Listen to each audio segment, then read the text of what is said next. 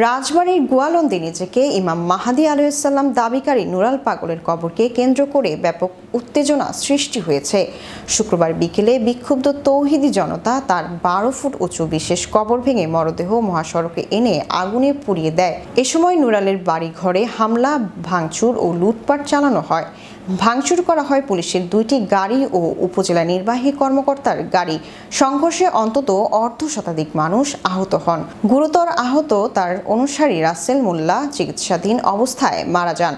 পরিস্থিতি নিয়ন্ত্রণে সেনাবাহিনীর র্যাব, পুলিশ ও ফায়ার সার্ভিস গেলেও বিকেল ৫:৩০টার দিকে উত্তেজনা ছড়িয়ে পড়ে, প্রশাসন সরে যেতে বাধ্য হয়। নিহতের বিষয়টি নিশ্চিত করেছেন গোয়ালন্দ উপজেলা স্বাস্থ্য কমপ্লেক্সের আবাসিক মেডিকেল অফিসার ডক্টর মোহাম্মদ শরীফ ইসলাম। প্রসঙ্গত, নুরালের মৃত্যুর পর তার পরিবার বাড়ির সামনে কাবা শরীফের আদলে কবর তৈরি করে হযরত ইমাম মাহাদী আলাইহিসসালাম দরবার শরীফ নামে ব্যানার টাঙালে উত্তেজনা ছড়িয়ে পড়ে। গোয়ালন্দ ইউএনও মোহাম্মদ নাহিদুল রহমান জানান, জনতা আমার গাড়ি সহ পুলিশের গাড়ি ভাঙচুর করেছে।